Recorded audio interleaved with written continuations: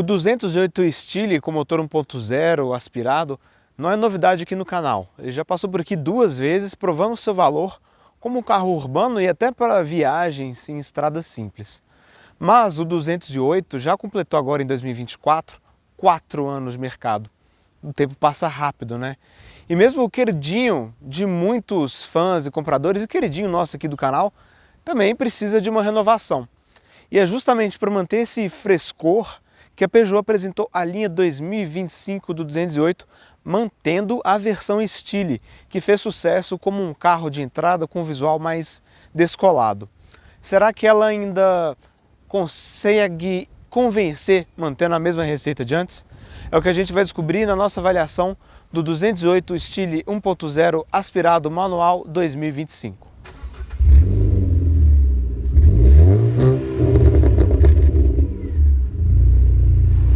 E se você for comprar um carro usado seminovo, não deixe de usar o serviço de consulta veicular da Olho no Carro.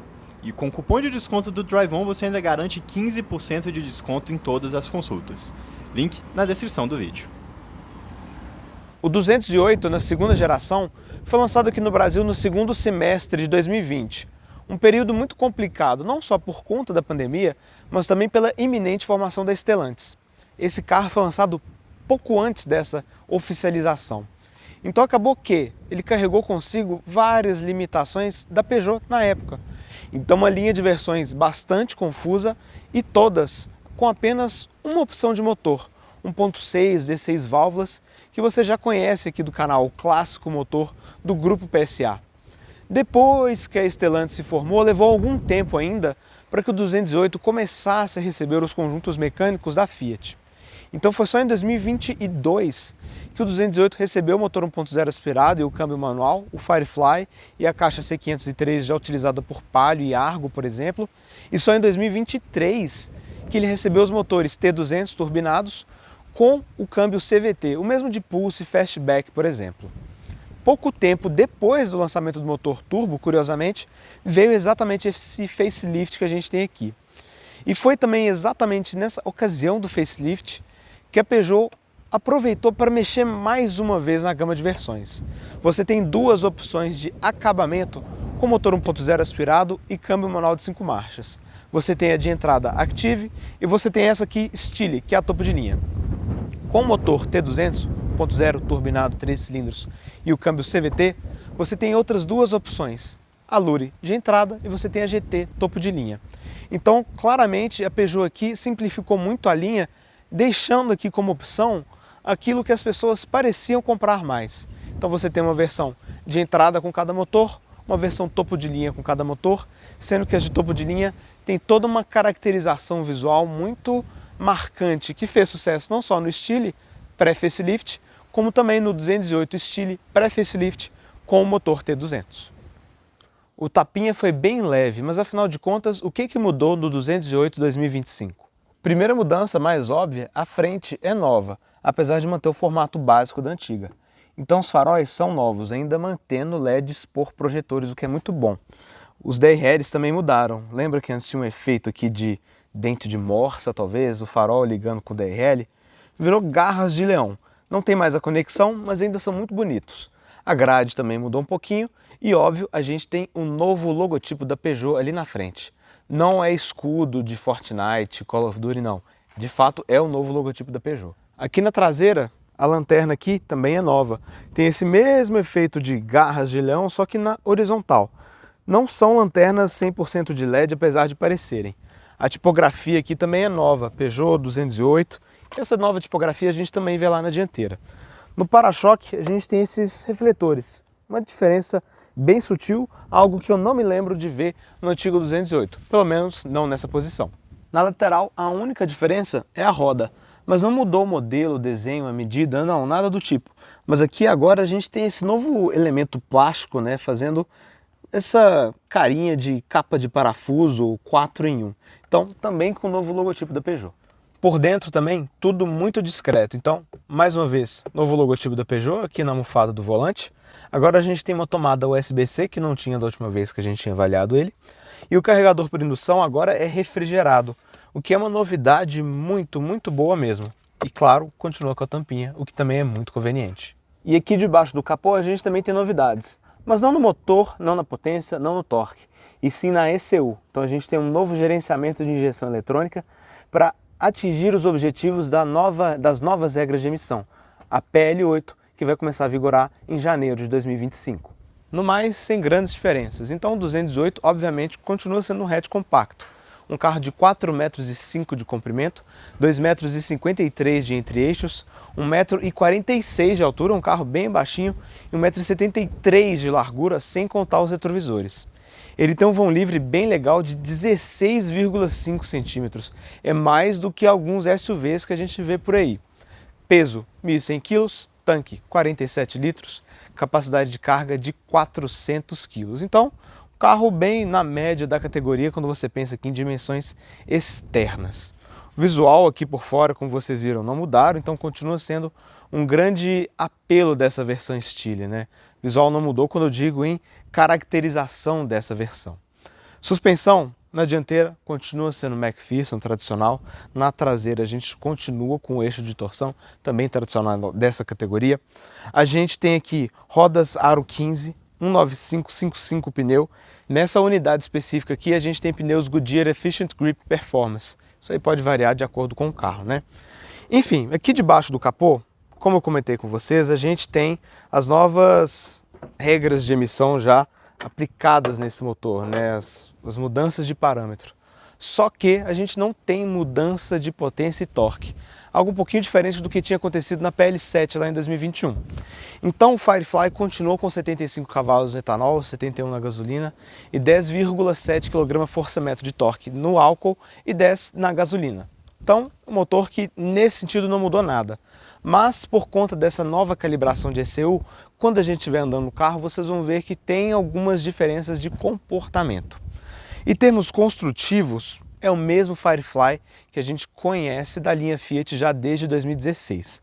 Então é um motor inteiramente em alumínio, ele tem um cabeçote de 2 válvulas por cilindro e essa é uma das soluções que a Fiat lançou mão para diminuir o custo de fabricação, de manutenção, diminuir atrito, quanto menos partes móveis, mais leve o funcionamento do motor, enfim, tudo para entregar um motor durável, com boa pegada em baixa e de baixo custo de manutenção. Mas ainda assim é um motor muito moderno, então ele tem o coletor de escape integrado ao cabeçote, ele tem só um comando de válvulas, também nessa linha de simplificação, mas tem variação de fase, então atua tanto nas válvulas de admissão quanto de escapamento, então isso tudo para trazer um melhor consumo de combustível.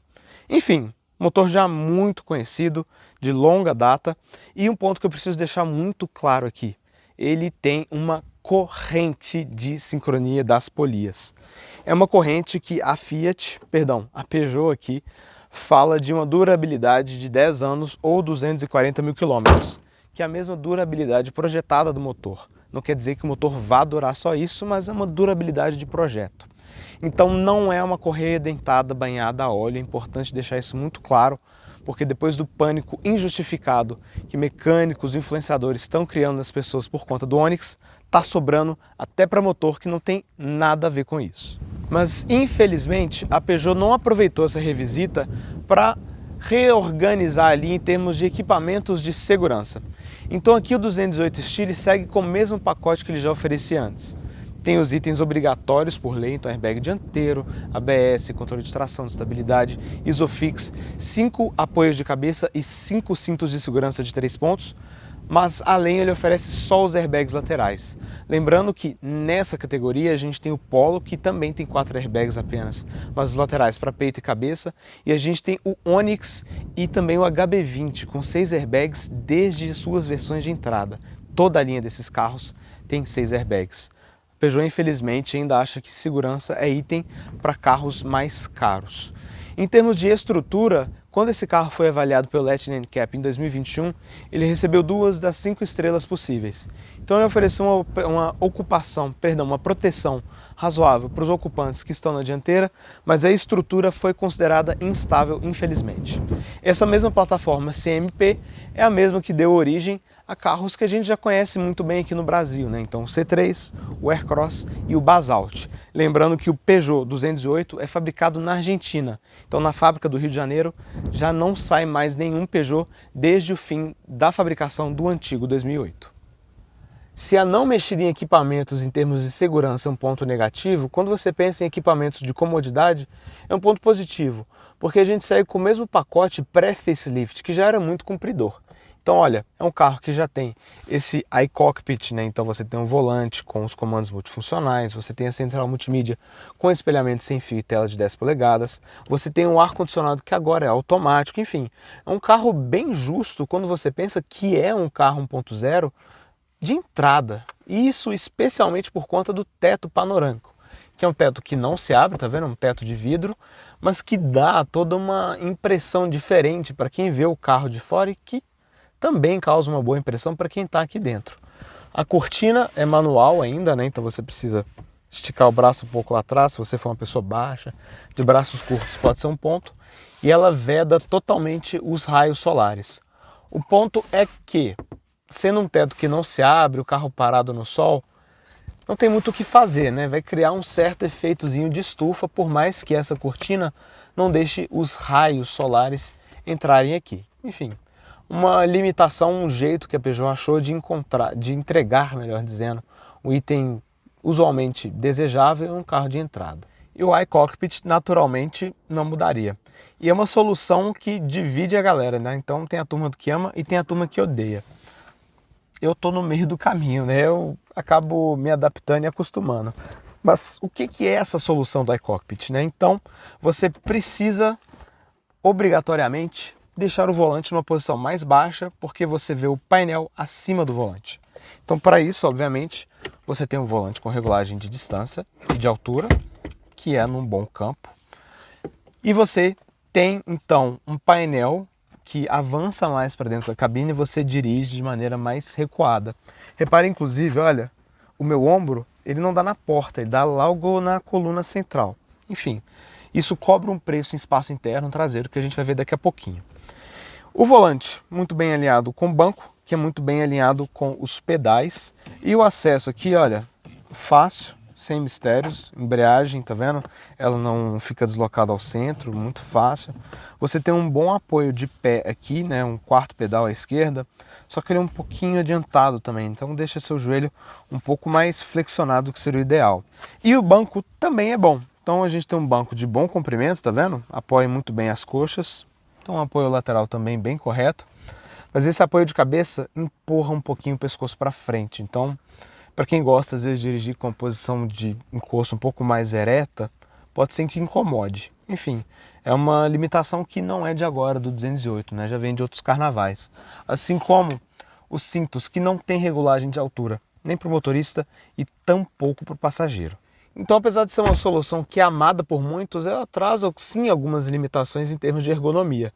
Enfim, outra coisa que a Peugeot faz muito bem aqui dentro é a escolha de cores, texturas, materiais e formas para acabamento.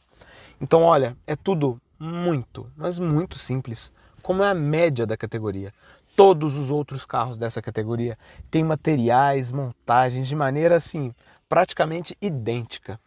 A grande sacada da Peugeot, porém, cores. Reparem, a gente tem black piano, a gente tem preto, a gente tem cinza, a gente tem essa cor que é mais de um maço escovado, texturas, mais uma vez, liso, pele, aqui que é uma coisa um pouquinho sintética, formas, reparem como a gente tem muitos cantos vivos, quinas, um desenho muito diferente do que a gente encontra na maioria dos carros da concorrência, se não todos. Então aqui, de fato, uma grande sacada da Peugeot em, usando materiais simples, com uma boa montagem, assim como seus concorrentes, causar uma impressão muito superior quando você repara, né, nesse interior do carro. Ele de fato parece não concorrer com as versões de entrada, por exemplo, de Polo, Onix e HB20. Ele de fato parece estar no nível um pouquinho superior. Esse é um traço muito positivo que a Peugeot também preservou lá do carro pré-facelift. E de equipamentos, tudo que vocês estão vendo aqui dentro é de série, é um carro que não tem opcionais. Então, o volante multifuncional que eu comentei, o ar-condicionado automático, a central multimídia, as entradas USB, você tem vidros elétricos nas 4 portas, você tem retrovisores elétricos, você tem a câmera 180 graus de ré, que eu vou mostrar para vocês daqui a pouquinho, retrovisores com repetidores de seta, você tem alças de teto, só não tem aqui para o motorista, você não tem iluminação dos espelhos, mas você tem 2 espelhos, você tem uma luz interna aqui, enfim. Você vê que existem algumas economias, né? Por exemplo, uma e não as laterais. Mas de modo geral, cara, de fato ninguém aqui vai reclamar de equipamentos, especialmente considerando que é um carro urbano. Então, acho que está bem atendido aqui. Mas a gente não consegue dizer o mesmo quando a gente vê aqui painel de instrumentos e central multimídia. Por quê? O painel é muito simples, só com uma medição de consumo e de distância. Acho que nessa versão Style a Peugeot poderia oferecer um painel digital, por exemplo, mesmo que não fosse o 3D como existia antes. E a central multimídia, apesar de ainda ter recursos fáceis de utilizar, não é a mesma do novo 2008, que tem algumas funcionalidades a mais e mais comandos físicos e atalhos para facilitar a utilização. Então, como vocês podem ver, do lado esquerdo o velocímetro e lá na direita o conta-giros, que ele cresce no sentido anti-horário. Isso é muito, muito ruim mesmo. Não sei o que as pessoas tinham em mente quando fizeram isso. Aqui nessa tela central você tem sempre esse repetidor de velocidade digital, nível do tanque, então a gente não tem temperatura do arrefecimento, odômetro e ali pequenas informações do computador de bordo que você pode comandar pela ponta da haste do limpador ou pelo botão giratório aqui do lado esquerdo do volante. Então é um painel bem limitado em termos de informações e que também dá um baita de um reflexo. Então o sol saiu enquanto eu estava falando e minha visualização dele aqui ficou bastante comprometida. Eu vejo muito reflexo, especialmente dessa parte aqui que simula essa fibra de carbono. Então, painel que deixa um pouquinho a desejar. A tela digital que a Peugeot usa também tem muitas limitações em termos de visualização, mas como a proposta desse carro é uma pegada de visual diferenciado, a tela digital cairia bem aqui e isso não traria um custo muito significativo na etiqueta final. Aqui na central a mesma solução que a gente já conhecia do Peugeot 208 pré-facelift, que também a gente vê na linha Citroën. Então, uma tela de 10 polegadas, essa é a página inicial que você tem diversos atalhos, mas você não tem muitas opções de configuração. Por exemplo, em veículo, ajuda de estacionamento, controle de tração, limpador em ré, diagnóstico, enfim. De fato, a gente não tem muitas opções. Mas justamente por não ter muitas opções, a sua usabilidade acaba sendo simplificada, né? Então, aqui você tem volume, você tem alguns atalhos, por exemplo. Aqui para o ar-condicionado, lembrando o ar-condicionado automático de uma zona. Você tem aqui rádio, volta para home. Você tem o CarPlay, então aqui eu estou usando sem fio, tá vendo? Sem problemas nenhum. Sempre com esses atalhos aqui nas laterais. E deixa um pouco a desejar, porém, a ausência de um botão físico de volume em algum lugar aqui, ou talvez um pouquinho mais abaixo, como a gente vê no 2008, e a dependência da tela para fazer o controle dos comandos do ar-condicionado. Então aqui você fica refém da central multimídia para fazer um ajuste fino no ar-condicionado. E felizmente não aconteceu com a gente dessa vez nenhum problema de falha, mas em alguns outros carros que usam essa central multimídia, sim. E nos comentários sempre aparece gente reclamando: ah, minha central foi atualizada e ainda continua com problema. No penúltimo Style que a gente avaliou, a central travou por completo, então a gente não conseguia regular o ar-condicionado, ficou travado no máximo, e nem o volume, que também ficou travado mesmo com os comandos aqui no volante. Então, dessa vez, sem problemas, mas continua sendo um ponto de atenção a estabilidade de funcionamento dessa central. Lembra que eu comentei que o iCockpit traz uma limitação em espaço traseiro? Vamos lá, vou mostrar para vocês. Descer aqui sem problema, fácil. Mas, reparem em primeiro ponto, a largura dessa porta. Estreitinha, né? Na hora que você abre, você ainda tem outro agravante. Reparem como ela abre pouco. Ela fica bem longe dos 90 graus, quase 90 graus, inclusive é onde o Mob chega, né, um subcompacto para facilitar a entrada, porque a gente não tem esse mesmo detalhe, né, essa mesma atenção aos detalhes. E reparem como aqui a chapa também corta um pouco mais desse espaço, né? Então o acesso aqui dentro ele acaba sendo bastante complicado e abaixo da média da categoria e seus principais concorrentes. Então olha, vamos me ajeitar aqui. E reparem como eu preciso desviar dessa parte de chapa, como eu preciso desviar aqui da coluna central. E aqui no meu caso, que eu estou utilizando um tênis maior aqui, tá vendo? ainda fugir de todo o acabamento do banco. Enfim, a acessibilidade aqui não é das melhores, né? Deixa eu regular esse apoio de cabeça, vamos fechar a porta e olha, esse é o espaço que a gente tem aqui. Esse banco está regulado para mim, eu tenho 1,77 m de altura, vou ficar bem correto aqui. Tenho 4 dedos do meu joelho para o encosto.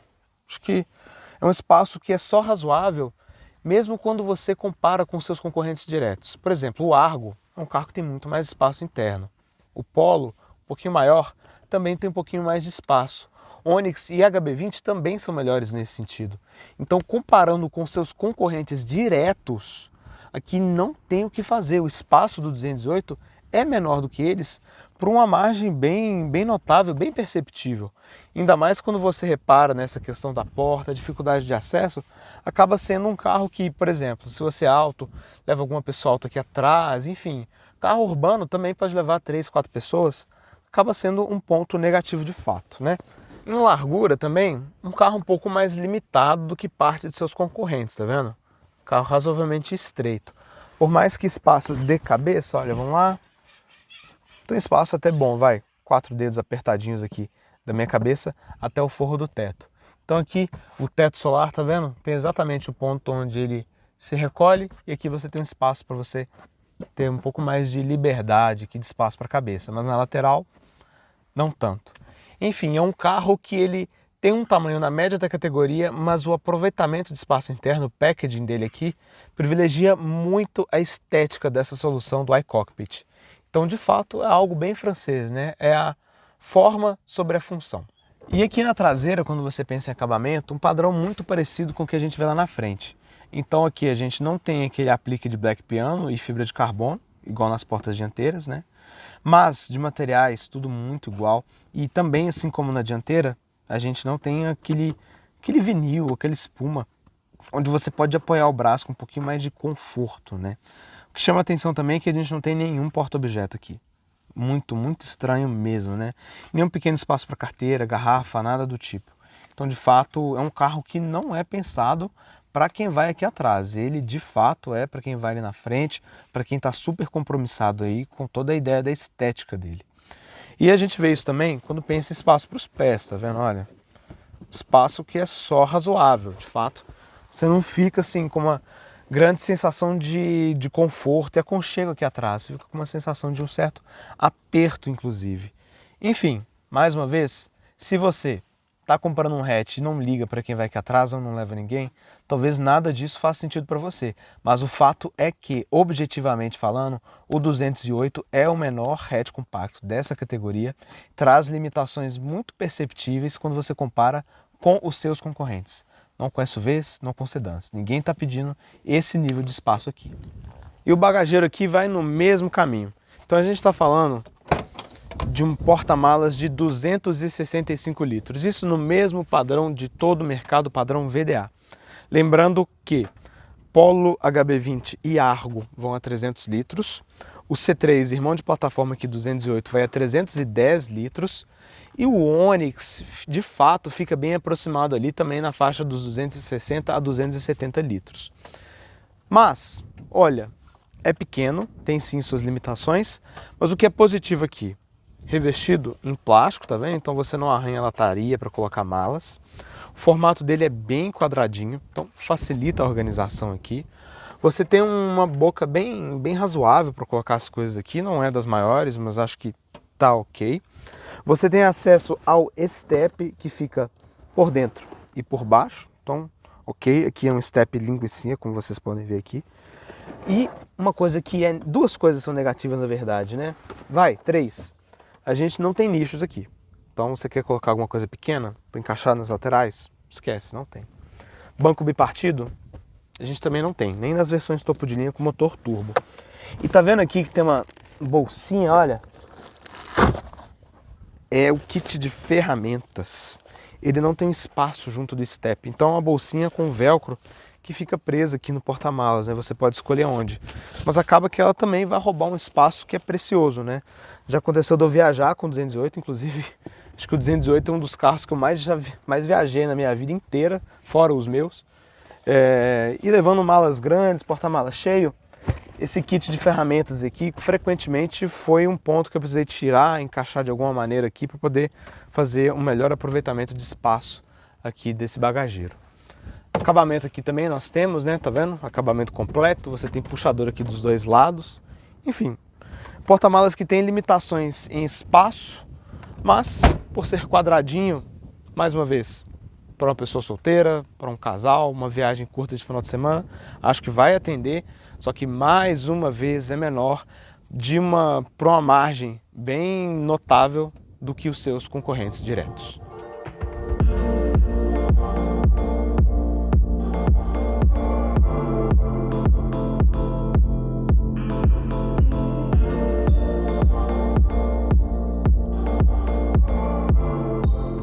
Vamos começar a nossa volta então aqui com 208, e uma coisa que já deve ser padrão nos carros atuais, com o advento aí do controle de tração, estabilidade com itens de série.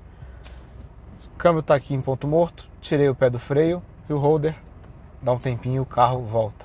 Então para você poder modular a embreagem numa subida e poder arrancar sem deixar o carro voltar, que é um ponto que é crítico para muita gente, né? Que tem um carro manual, às vezes mora numa região muito cheia de aclives e tem uma certa insegurança, né, às vezes para arrancar. Falando em região de aclives, a gente está aqui, trecho subidas bem pesadas, e acho que vai ser legal para mostrar um pouquinho de como está o desempenho do 208 agora com essa alteração para PL8. Então daqui a pouquinho a gente vai falar de como ele está andando. Mas tem uma coisa que chamou a atenção logo de cara aqui, tanto minha atenção quanto do Lucas, que é o câmbio. Então a gente tem aquele mesmo câmbio da Fiat C513, surgiu lá no Palio no final dos anos 90, mesma caixa, mas o trambulador aqui está um pouquinho diferente. Os engates parecem um pouquinho mais precisos, eles parecem um pouquinho mais secos. O curso ainda é um pouquinho longo, mas de fato alguma coisa foi feita aqui, porque está melhor. Inclusive em trocas rápidas, eu digo realmente muito rápidas, que eu lembro que ele era muito danado para arranhar, que ele não está arranhando mais. Então acho que de fato a gente tem um avanço nesse ponto. E ainda continua, olha, muito leve, muito fácil de usar, sem problema absolutamente nenhum. Então um bom avanço em relação à última vez que a gente avaliou o 208. Outra coisa que melhorou também, mas aí às vezes acontece de ter uma variação de produção aqui e ali, o ponto da embreagem. A gente avaliou o Stile 2 vezes antes do facelift. Em uma das vezes, o ponto estava chato, não estava nada legal, realmente estava até incômodo. E no outro estava mais ok. Nesse daqui eu diria que está até melhor ainda. Então dos três eu acho que é o que mais agradou. Uma embreagem bem leve também, bem fácil de modular. Ela não é aquelas que dá um kick de volta, né? Um chute, um rebote na hora que você tira o pé, não. Um retorno bem suave. Então é um carro de dirigibilidade bem fácil aí pro dia a dia. Outra coisa que agrada também, lombada ali como vocês viram, você pode passar tranquilamente. É um carro que tem um vão livre legal, tem um ângulo de ataque legal. Como a gente comentou há pouco, tem um vão livre até melhor do que alguns SUVs que a gente vê por aí, alguns carros dito SUVs talvez, né? Então você não precisa ter grandes preocupações com lombada, rampa de garagem, valeta. Um carro que nunca, em nenhum dos nossos testes, não só dessa vez, representou um incômodo nesse sentido, mesmo rodando em São Paulo com valetas bem cruéis. Então um ponto que continua muito positivo aqui no 208. Outra coisa que continua muito positiva, suspensão. Então, o carro passa bem lombada, não é mérito só de um bom vão livre, de um bom ângulo de ataque, de para-choque bem desenhado, não. Tem uma questão de calibração de suspensão que a Peugeot já tinha uma mão boa, o 208 já agradava antes da união, né, com o lado FCA aí, do que virou Stellantis, mas que depois eles deram até uma modificada um pouquinho aqui, quando eles lançaram essa versão 1.0 aspirada, que é um carro mais macio do que o Griff 1.6 que a gente já testou, que o Road Trip 1.6 que a gente também já testou, e ele é absolutamente impressionante a irregularidade. Olha, lombofaixa, tampa de bueiro, irregularidade. Esse carro não liga, ele simplesmente não liga. É como se não existisse. E eu vou até resgatar uma coisa que eu falei em alguma avaliação do Cronos no passado, que chega a ser um carro perigoso. Não porque o comportamento é ruim, mas porque você está andando. Você cai em buraco, você não liga. Você passa em valeta, você não liga. Você vai achando que o limite do carro é 1 e às vezes você pode ser enganado, cair num buraco que é muito pior do que você imagina e acabar causando algum dano. De tão bom que é o acerto de suspensão aqui quando você pensa em isolamento, né, da cabine. Então, de fato, um carro muito gostoso para usar na cidade, pisos ruins, um funcionamento de suspensão também muito silencioso. Mas em estrada, ele não tem um comportamento inadequado, seguro não é isso, mas você nota como em algumas irregularidades ele precisa de alguns ciclos a mais de movimento para parar o balanço da carroceria, vamos dizer assim. Então, o carro que, por exemplo, você está fazendo uma alça em curva, passou naquelas emendas, o carro dá uma balançadinha lateral até o movimento dar uma estabilizada. Para quem dirige há muito tempo, para quem já está acostumado com vários carros, como é o nosso caso aqui, a gente sabe que não é questão de comportamento inadequado, mas para o motorista leigo, talvez um pouco mais inseguro, pode sim ser um ponto negativo. E assim como a suspensão é muito silenciosa, barulho de pneus também é muito bom. O Lucas está aqui atrás, é a figura oculta por trás de toda criança, de todo cachorro. Falou que o isolamento de pneus ali também está muito bom. A gente pegou um trechinho de estrada com esse carro, também não me chamou a atenção de maneira negativa o isolamento de pneus. E o de motor também me parece um pouquinho melhor. O Firefly, da primeira vez que a gente avaliou ele, deve ter sido no Mob lá em 2017, ele incomodava um pouquinho em faixa baixa e em faixa alta. Ele vibrava, fazia um pouquinho de barulho. E olha, tá bem melhor aqui. Inclusive, vou até dar uma forçada, vou ser cruel. Vou ficar aqui para a faixa da direita. Vou deixar a velocidade cair de segunda nessa subidinha. Pisei fundo, ó. 12 por hora, 11, 13, 16, 19, 2000, 20. É lento, é 1.0. Mas ele não vibra da maneira que ele vibrava antes.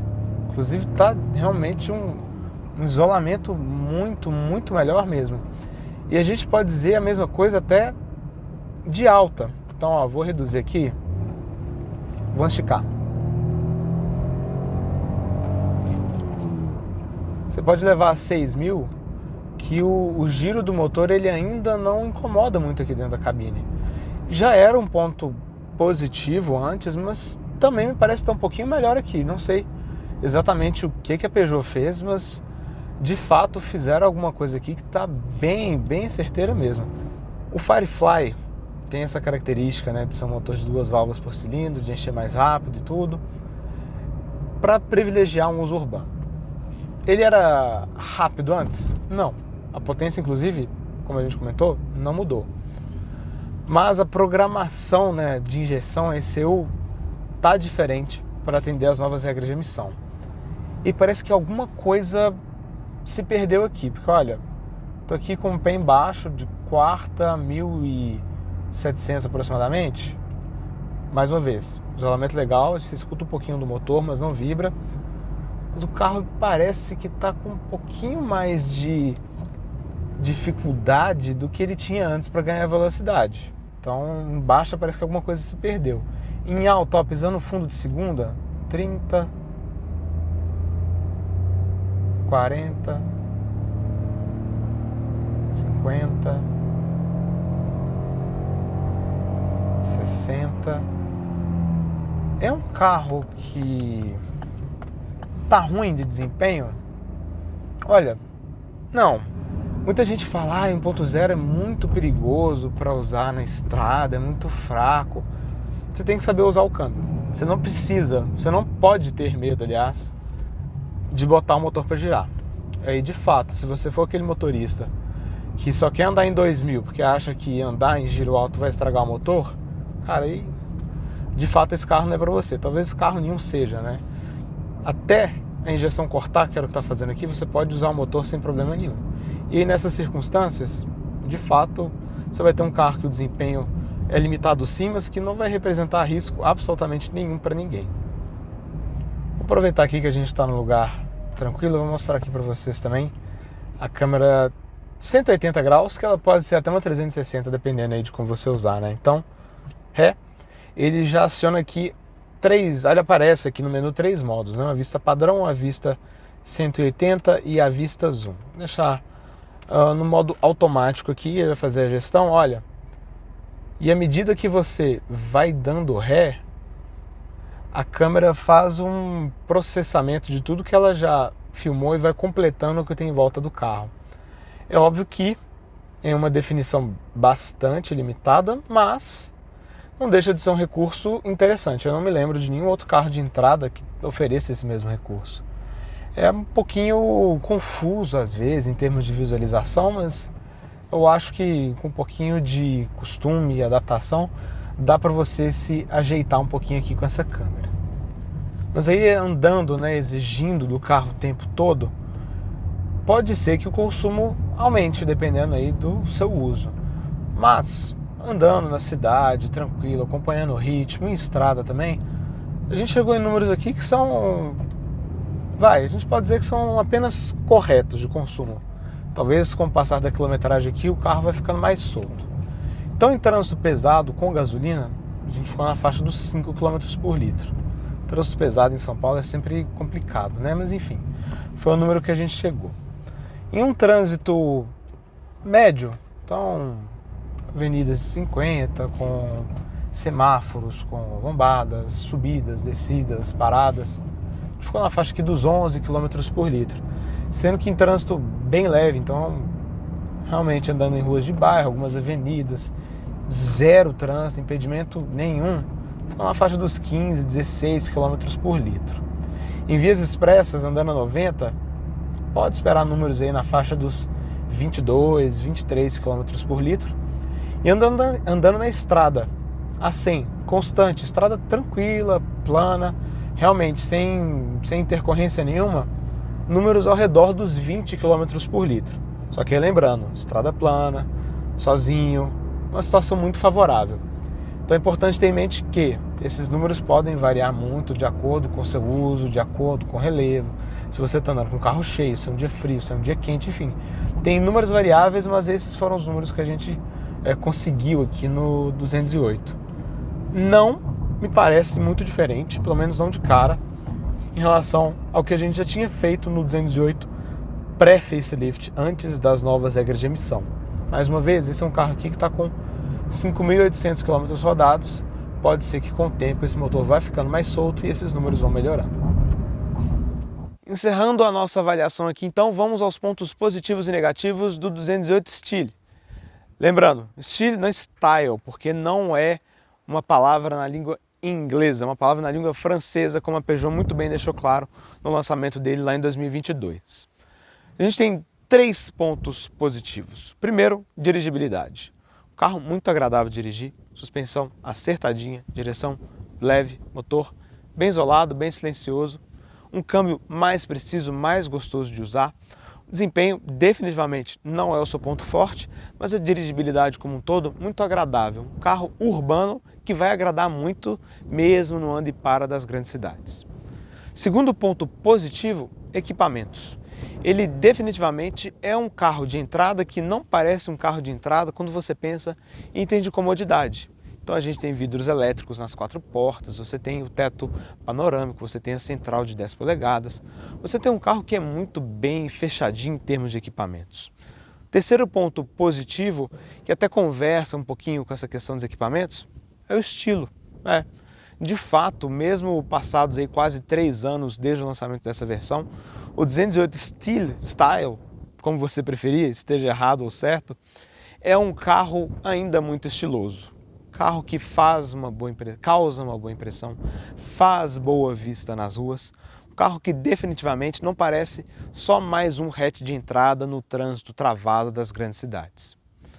Mas é óbvio que nada é perfeito e a gente também tem 3 pontos negativos aqui.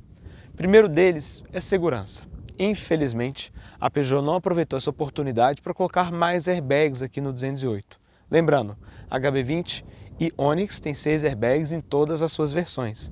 E se tratando de um carro tão moderno e uma arquitetura modular que tem uma boa fama em países da Europa, era de se esperar também um resultado melhor nos testes de colisão.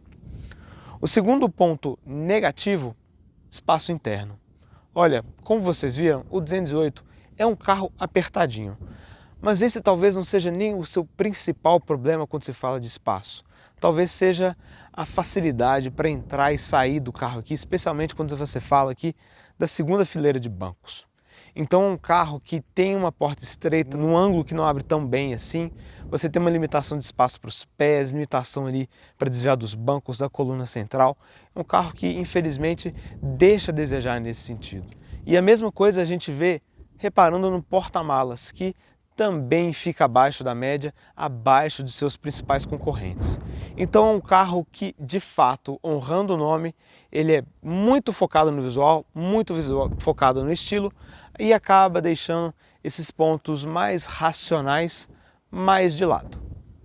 Agora, em 15 de dezembro de 2024, o Peugeot 208 nessa versão aparece no site da Peugeot por R$ 99.990. Mas já com o precinho cortado ali, porque existem generosas condições comerciais em toda a rede de concessionárias que vendem esse carro por R$ 90.990, o que é de fato um preço bem agressivo. Se você quer a pintura metálica, adicione aí R$ 2.000 nesse valor. Importante considerar que a gente está gravando esse vídeo no finalzinho de 2024, na virada de ano, é comum que ocorram reajustes, então confira sempre o preço atualizado do carro, dependendo do momento que você estiver vendo o vídeo, no site da montadora. E olha aqui, olhando dentro dos olhos da fera, encarando a besta, cara a cara. Eu gosto muito do 208, mas eu gosto mais ainda que a Peugeot entende que ainda existe gente, ainda existe espaço para um carro compacto, urbano, de entrada, que tenha um bom visual, bons equipamentos e ainda com motor que não seja de alto deslocamento, alta potência e câmbio manual. Essa é uma solução, uma combinação que está deixando de existir do nosso mercado, infelizmente. Você tem um carro que tem estilo, um carro que tem um visual legal, um carro que tem uma alma diferente dos veículos que a gente vê na rua aí, hatches básicos de entrada ou SUVs compactos. Então é isso que eu mais gosto aqui no 208, essa clara aposta da Peugeot de que ainda existe gente querendo comprar o carro assim. E digo mais, se a Peugeot oferecesse esse mesmo carro aqui com câmbio manual e um motor turbo, eu digo com facilidade que ele venderia mais do que Polo TSI manual e Onix LT turbo manual, justamente por esse aspecto um pouco mais vivaz, um pouco mais emocional e passional da coisa. Então, o 208 tem suas limitações, eu quero deixar isso muito claro, mas para quem ama esse carro, ama esse estilo de fazer as coisas dos franceses, nenhum desses pontos negativos vai importar. Eu acho que isso explica muito até a reação feroz de muitos comentaristas aí quando a gente aponta, né, essas limitações tão óbvias do 208. Enfim, é um carro que de fato, que é tudo pelo visual. Se essa é a sua onda, acho que o 208 é o match perfeito para você. E bem, assim a gente encerra aqui a nossa avaliação, nossa revisita ao 208 1.0 aspirado manual. A gente ainda tem as outras versões reestilizadas para conhecer. E, claro, não deixe de se inscrever, deixar sua curtida, seus comentários, suas dúvidas. E a gente se vê no próximo sábado ao meio-dia aqui no Drive-On ou no nosso canal Carros pelo Mundo, onde o Lucas e o Hudson apresentam aí veículos ao redor do globo, aqui na nossa boa e velha língua portuguesa. Um abraço e a gente se vê. E aí, gostou do vídeo? Então não deixe de se inscrever no canal clicando no ícone preto e também não deixe de conhecer o nosso canal de vídeos internacionais clicando no ícone branco.